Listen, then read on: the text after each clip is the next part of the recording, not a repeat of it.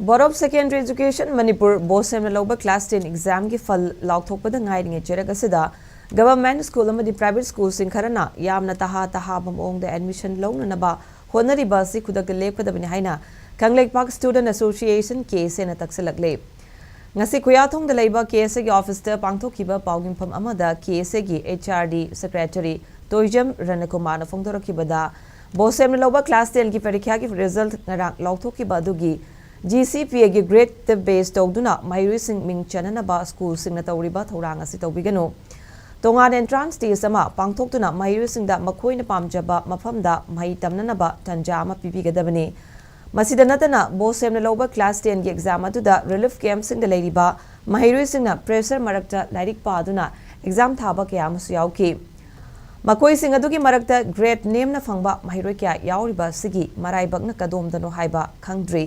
Displaced students singing the Makta, Mahiru Singna, Kari Karamba, Taurang Pakalabagi Haibadu, Miam the Singna Kangalo. Karigumba schools in the case in a Tauriba, Pelasiki Wangmada, Tabak Torok Labadi, Masida Torakpa, Afapataki Dieta School Mashana, Pujagani, Amadi, with held the Ladyba, Mahiru singing the Maktasu, schools in the Makogi sit, Kakadabani Haiki.